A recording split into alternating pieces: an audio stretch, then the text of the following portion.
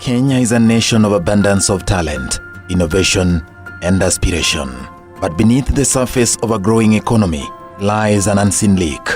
Kenya has potential to become even number 4 largest economy in Africa in the short term. The bigger challenge, as I said, is leadership, prioritization of how we grade our priorities. Which one comes after what? And I tend to believe that we need to go a bit low in terms of spending too much resources. Resources in terms of money, resources in terms of human power for the people who are employed by the Kenyan people. We go lower in managing politics, and we go all out in managing the economy. Every year, billions escape through hidden channels, silently draining the resources needed to build the nation's future. Illicit financial flows mean money that is earned, transferred, or utilized illegally. Money that is illegally obtained, but it is utilized, transferred, or earned illegally, and especially is used across the border. So it involves cross-border movement of capital. When people talk about illicit financial flows, yes, what comes to mind is usually money coming in. Yes. But the bigger tragedy for the economy is what is called illicit financial outflow, not inflow. It's even worse because it's illicit first because the money is not legitimate, or how you've gotten the money is not legitimate. That's why the name illicit is there. But the flow then, when you have made money that you cannot explain, it brings the urgency to take it out.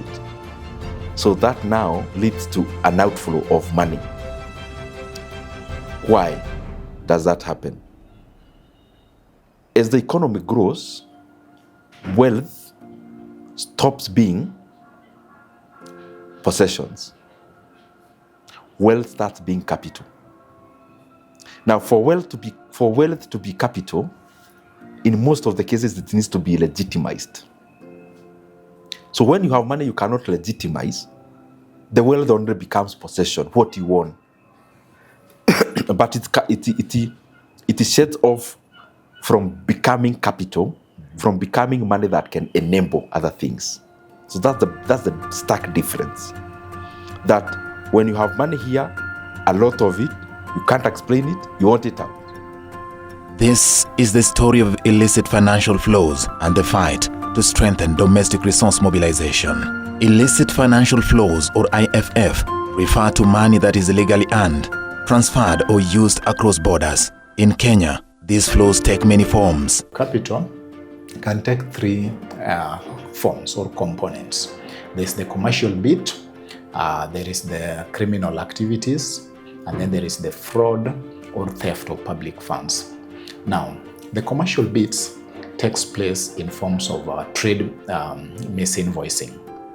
I will explain what that means. There is also the other part which takes place or takes the form of transfer pricing, and then there is the part that takes place or takes the form of what is called embezzlement in terms of refunds, applications, and what have you. The criminal bit takes the forms of money laundering, proliferation financing, terrorism financing, drug trafficking, human trafficking, okay? And then there is the theft and embezzlement of funds takes the forms of bribery and of course misuse of public offices. According to estimates from African and global financial watchdogs, Kenya loses hundreds of billions of shillings annually through illicit flows. Why illicit flows is a significant matter currently is because the country is losing between 300 and 600 billion Kenya shillings annually. And that is almost 10% to 12% of the GDP. Now, the effect of that is, number one, there is a loss of revenue. And when there is loss of revenue, then the country is not able to work optimally. For a developing nation, this loss is not just financial, it is personal. One of the effects of illicit financial flows is that it hampers public service delivery. So that we find that now when you go to school, those schools or the education centers are not able to receive their money in good time, or they are not able to receive adequate money that can help them to run their activities. That's one of the effects. So hampering of public service delivery. Again, that is witnessed in the health sector. That is also witnessed in the infrastructure. We have infrastructural projects that the country ambitiously is looking to do, but they can't just do them. So one of the effects is that it hampers public service delivery. The second effect is that it is promoting poverty and inequality. Like I have said, this money is just in the hands of elite. Majority are languishing in poverty. They are not able to get this money. Okay?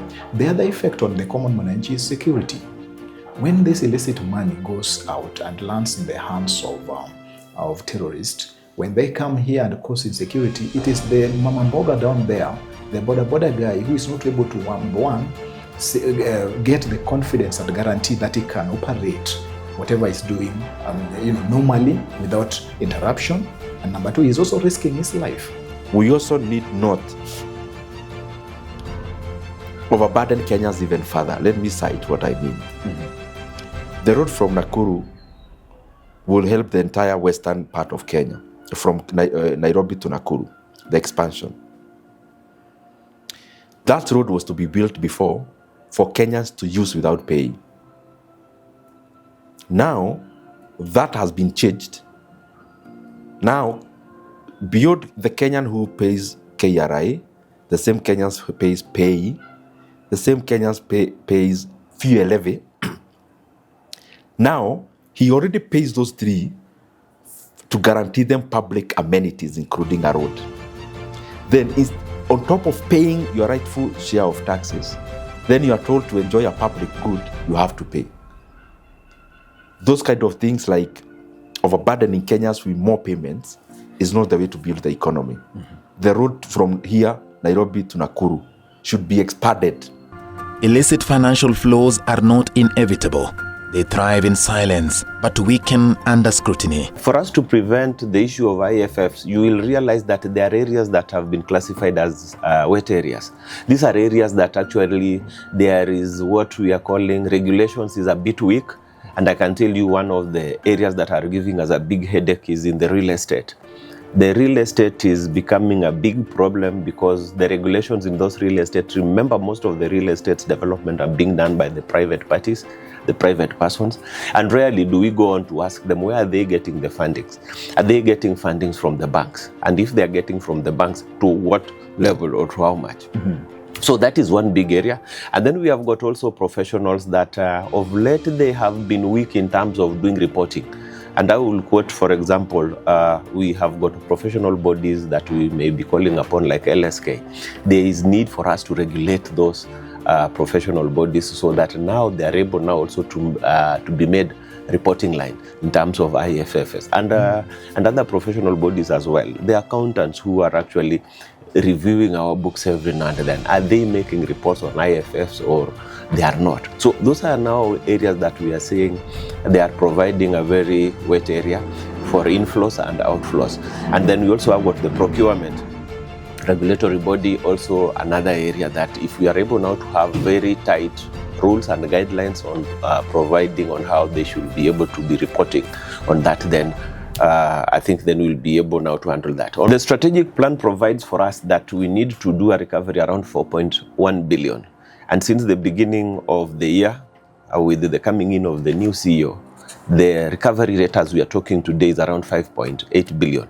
A clear indicator that the CEO is actually making is making asset recovery, asset tracing and recovery as his main focus area. And that has been able now to advance, and we can be able now to see how even before the end of the financial year, we already have 5.8 billion that we have recovered. All this we have given back to the consolidated funds at the National Treasury. Mm-hmm. And there are even properties that we have recovered on behalf of the government that is being used, for example, for the government main projects, the affordable housing.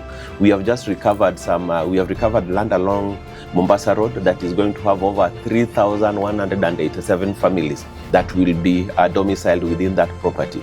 And the government is putting up affordable housing in that area. These are just some of the many properties that we have recovered across the country, and we are continuing to do more recoveries. We have got more cases that we have filed in court, and we hope that the judiciary also plays their part in good time. With stronger institutions, transparent systems and empowered citizens, Kenya can mobilize the resources it needs to transform its future. The issues of IFFs is a big issue to the country, and not only to Kenya, but also to the international world. And it actually attracts several issues when it comes to domestic resource mobilization. And if you realize, in the last few years, Kenya has been grey-listed because of the IFFs. And IFFs, when we are talking about IFFs, we are talking about either inflow that is coming from outside as well as money that is going outside. And when we are talking about this money, illicit financial flows that are going outside the country, most of it you will find that the source of it is basically resources that are coming from the government coffers and are being taken to the tax havens. Now, what does that implication has to do with our domestic market? It means that we are actually having a drainage of the resources that should have been used in the country, and they are being taken to those other jurisdictions. Now, we have got issues when these resources get to the other jurisdictions. And as you have alluded to it, is that there are two ways in which we can either follow money that has gone out of the country, or even those other countries follow money that has come into the country. And that there is an act that has been put in place called the Mutual Legal Assistance Act. And in the Mutual Legal Assistance Act, it brings us how do we process the information and documentation that is outside our jurisdiction, or what the people that are outside can be able now to access from here. And I agree with you, it is a very tedious process, it is time consuming, and by the time you are getting that information as the evidential value to you to even come to court, there are a lot of serious issues that are raised by lawyers in terms of the chain of custody as well as how the matter was handled. And at times they even require witnesses to come from other jurisdictions to come and testify before a court. Now, that being the lengthy process gives us a very hard time as law enforcement. For anything, I mean, Kenya is even, I think we have more laws than we need. What makes this kind of things work is goodwill, and usually political goodwill. If there is goodwill from the leadership, even the laws are made in parliament, and they can be made to happen when there is goodwill.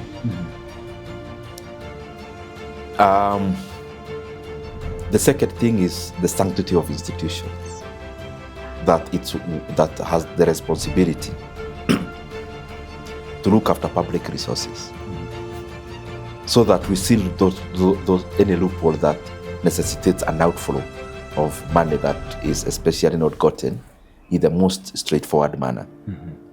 So laws are there, they can always be strengthened, but goodwill supersedes the presence of the laws. To be done is for us to have a direction of where we are headed, and that direction is usually shepherded by the leadership of the country by that point in time, so that people can read signals. Leadership is more about signaling. Signaling means when, for example, I'm MP for Kiharu, and my CDF chairman realizes there is something I do to get something out of CDF, they take cue. So we need to also think about that in terms of Kenya, so that all of us who are in leadership can do our best in our level, so that we also signal to every other person that the country is headed in this direction. Otherwise, there is room for improvement. Every shilling saved, every loophole sealed. Part of the government has done well. We now have got almost 3 statutes in relation to issues that are dealing with IFFs. We have got the POCAMLA that is already in place. We have got the conflict of interest that has just been passed the other day. We also have got the Virtual Assets Act that has been now put in place. So all this is a clear indicator that the government is working towards reduction of IFFs and actually now stabilizing the market. The power lies in the multi-agency approach because the issues that are emanating from the IFFs is basically on issues to do with procurement irregularities, corruption, and all that has to do with the IFFs. But we are saying if you're able to have a multi-agency approach, then we'll be able now to have a stronger position as a country, stronger position as an agency, so that we can be able now to bring in other players, including the Financial Reporting Center, including the Kenya Bankers Association. We are bringing in Kenya Revenue Authority. We are bringing in the DCI and the National Police Service. We are bringing in all the players that are involved in the financial sector so that we are able to deal comprehensively with the issues of IFFs. So that multi-agency approach is what is needed. And once we have that, because we already have regulations and laws that actually now stipulates on how to deal with them, then I think then we'll be able now to have a very stable market that we are able even to get resources from within, other than looking for those resources from outside, so that our economy can be able to stabilize. Every citizen empowered. This is how Kenya secures its destiny, one honest step at a time.